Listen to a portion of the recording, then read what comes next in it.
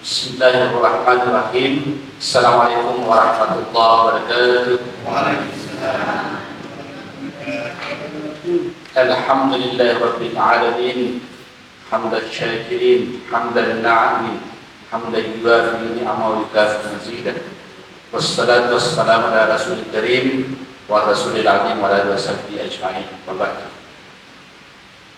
Puji beriring syukur kita ucapkan kepada Allah. Salawat beriring salam kita kirimkan kepada Nabi Allah Muhammad sallallahu alaihi wasallam. Pernahkah kita berpikir mengapa ada orang yang istimewa oleh Allah Subhanahu wa taala, diberi kenikmatan untuk beribadah dengan sangat baik. Dengan cara apa? Dengan cara kuantitasnya banyak, ibadahnya banyak, dan kualitasnya juga bagus. Misalnya sholat, jumlah rakaatnya banyak, dan juga dia khusyuk. Sementara ada orang yang diberi kesempatan untuk beribadah, tapi sekedar menggugurkan kewajibannya. Dan ada juga orang yang lalai beribadah tapi lalai. Ya, kita kasih contoh besar. Ada seorang yang mendapati pagi hari, tapi dia telah melakukan rangkaian ibadah yang sangat panjang sejak malamnya, selain aktivitas rumah tangga. Ada orang yang begitu memasuki pagi hari sudah melakukan minimal 8 sampai 10 jenis ibadah. Dia tahajud, dia sholat witir, kemudian sambil menunggu subuh dia tadarus mengaji, sambil menunggu azan, kemudian dia banyak beristighfar kepada Allah Subhanahu wa taala. Karena salah satu waktu yang terbaik untuk beristighfar adalah saat fajar. Kemudian ketika subuh hari dia mendengarkan suara azan, dia mendengarkan dengan seksama dan menjawab setiap ucapan azan. Berikutnya dia menjawab dan berdoa setelah melakukan jawaban terhadap azan, dia juga berdoa sesudah azan. Setelah itu dia melaksanakan salat sunat fajar 2 rakaat sebelum salat subuh. Dia juga bersedekah subuh. Kalau mungkin di rumahnya dia pakai celengan, dan karena kita sudah tersistem dikondisikan dengan baik oleh kepala kantor dan kanwil, kita melakukan yang disebut dengan sedekah subuh. Setelah itu melaksanakan sholat subuh tepat waktu atau bagi lagi berjamaah. Setelah itu dia zikir pagi hari, dan mungkin jelang setelah matahari terbit dia melaksanakan sholat tepat. Jadi pagi hari itu sudah full kegiatannya, 8 sampai 10 belasan ibadah lain selain pekerjaan rumah. Tapi ada juga orang yang hanya melaksanakan satu ibadah saja, sholat subuh tok saja. Dan ada juga orang yang sholat subuh tapi terlambat dan waktunya mungkin kesian. Kenapa bisa seperti ini? Jawabannya salah satunya mungkin ada di dalam sebuah riwayat sekaligus doa yang diajarkan oleh Rasulullah SAW. Dikisahkan dalam sebuah hadis yang sahih diriwayatkan oleh Abu Dawud dan An-Nasai. Hadis ini berbunyi dari Mu'adz bin Jabal. Beliau berkata bahwa suatu ketika Rasulullah memegang tangan dan Rasulullah mengatakan, "Demi Allah, aku mencintaimu wahai Mu'adz." Dan itu diulang 2 kali. "Demi Allah, aku mencintaimu wahai Mu'adz. Aku akan berwasiat kepadamu, jangan pernah engkau lupakan setelah engkau melaksanakan sholat apapun, terutama sholat wajib, engkau berdoa, Allahumma a'inni ala dzikrika wa syukrika wa husni ibadatik."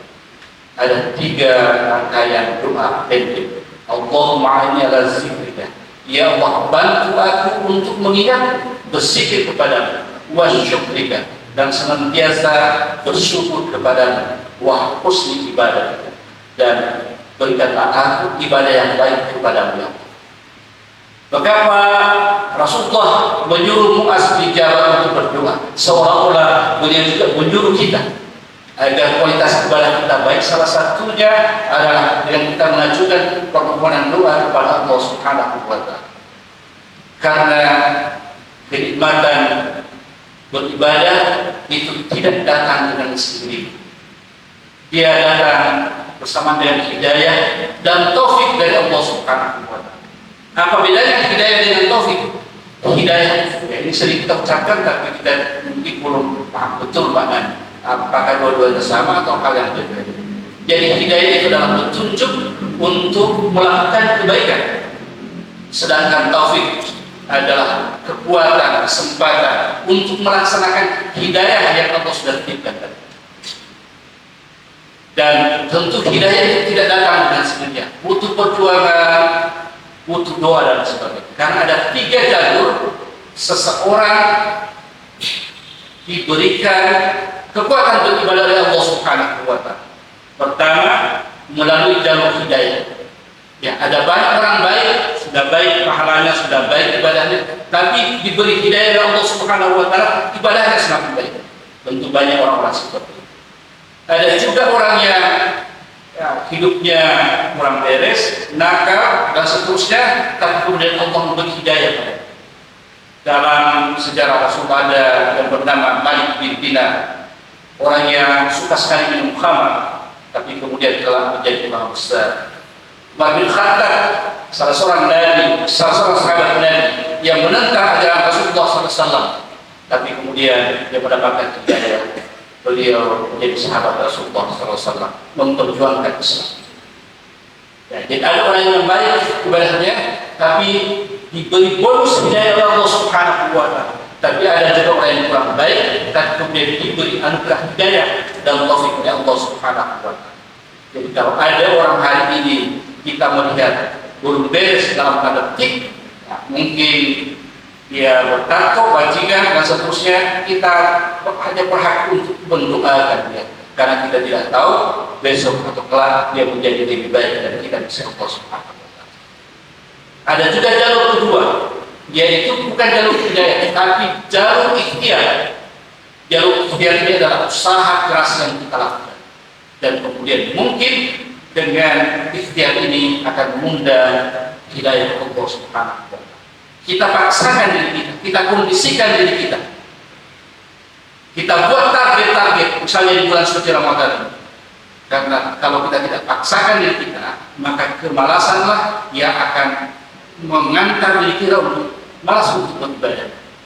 Kita buat target, misalnya kita targetkan khatam Al-Quran, kan target yang kita paksakan diri kita. Alhamdulillah itu untuk mengarahkan kepada kita one day, one juz. Ini paksaan dalam tanda petik bagi kita yang belum terbiasa.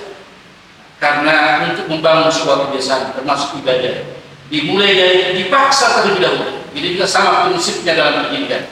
Dipaksa lalu kemudian menjadi terpaksa, setelah terpaksa menjadi bisa, ya, setelah bisa menjadi biasa dan menjadi kebiasaan, dan selanjutnya menjadi kebutuhan. Malah kalau kita lakukan ada sesuatu yang hilang pada diri kita. Orang yang terbiasa sebulan-bulan dipaksa untuk melakukan kebaikan, setelah dia terbiasa dia menjadi mencari-cari sesuatu. Ada yang hilang yang saya rasa ini jika tidak saya melakukan seperti itu. Ya, demikian juga jika tadarusan ini satu bulan dewa justru dilakukan selama kita hari kantor ini, dan insyaallah dengan hidayah Allah Subhanahu wa Ta'ala dia akan menjadi takdir yang baik bagi kita, maka mungkin tidak akan menjadi kebutuhan dan kebiasaan kita sehari-hari. Saya terkesan sekali, ada seorang teman sama-sama istri dia sekarang sudah menjadi kepala kantor di salah satu kabupaten kota. Setiap kali menelpon, istimewanya adalah pertanyaan pertama setelah dia Assalamualaikum, pertanyaan pertama apapun urusannya yang dia mau katakan sama saya dan teman-teman yang lain, pertanyaan pertama dia bilang, sudah lebih mengaji hari ini, berapa juz kita baca hari ini? Selalu itu saya, kita nongkrong besoknya, minggu depan, Kalau ditanya dari Assalamualaikum, kalau dia duluan atau kita yang nelfon, saya dan teman-teman yang nelfon, pertanyaan pertama adalah berapa juz kita baca hari ini? Itu jalur pertama. Jalur yang kedua. Jalur yang ketiga adalah jalur yang berbahaya, yaitu jika Allah Subhanahu wa taala sudah mendiamkan kita, tidak memberi hidayah, tidak juga kita melakukan target-target memaksakan diri, dan kemudian Allah mendiamkan kita. Jadi sebenarnya kalau kita malas beribadah, bukan hanya kita malas begitu saja, tapi mungkin Allah sudah malas mengajak kita berkomunikasi. Allah sudah mendiamkan kita. Kita datang untuk pintunya pun Allah tidak membuka komunikasi dan pintu komunikasi. Karena itu sebelum pintu tertutup, hendaknya kita memaksakan diri sebelum Allah Subhanahu wa taala memberikan hidayah kepada kita. Karena itu jangan pernah lupakan doa yang diajarkan oleh Rasulullah SAW. Allahumma a'inni ala dzikrika wa syukrika wa husni ibadah. Ya Allah, bantu aku untuk selalu berzikir kepadamu, bersyukur kepadamu, dan agar engkau anugerahkan ibadah yang indah kepada Allah Subhanahu wa taala. Kita mohon hidayah dari petunjuknya. Assalamualaikum warahmatullahi wabarakatuh.